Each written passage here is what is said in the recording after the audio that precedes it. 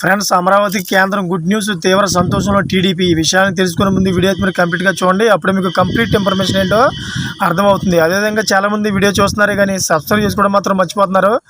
దయచేసి సబ్స్క్రైబ్ చేసుకోండి. సబ్స్క్రైబ్ చేసుకోవడం వల్ల నేను చేసే ప్రతి ఒక్క అప్డేట్ మీరు ముందుగానే పొందగలుగుతారు. అదేవిధంగా చాలామంది లైక్ చేయడం మర్చిపోతున్నారు. దయచేసి లైక్ చేయండి. లైక్ చేయడం వల్ల ఈ ఇన్ఫర్మేషన్ అనేది మనం చాలామందికి రీచ్ చేసే వాళ్ళు అవుతాం. ఇంకా లేట్ చేయకుండా వీడియోకి వెళ్ళిపోతాం.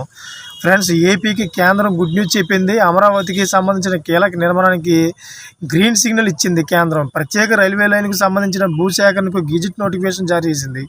చంద్రబాబు ప్రభుత్వం అమరావతి రాజధాని నిర్మాణ పనులు ప్రారంభించిన నేపథ్యంలో కేంద్ర ప్రభుత్వం పావులు కదిపింది.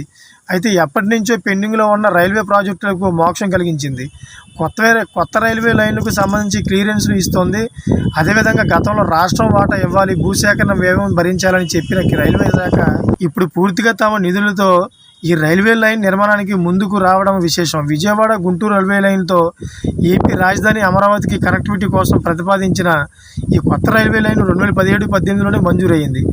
ప్రధానంగా ఎర్రుపాలెం అమరావతి నంబూరు మధ్య 56 కిలోమీటర్ల నుంచి 53 కిలోమీటర్ల డబుల్ లైన్, అమరావతి పెదగూడి మధ్య 24 కిలోమీటర్ల సింగిల్ లైన్కు కసరత్తు చేస్తున్నారు. అలాగే సత్తెనపల్లి నరసరావుపేట మధ్య 25 కిలోమీటర్ల సింగిల్ లైన్ కలిసి మొత్తం 150 కిలోమీటర్ల మేర కొత్త లైన్లకు ఆమోదం తెలిపారు.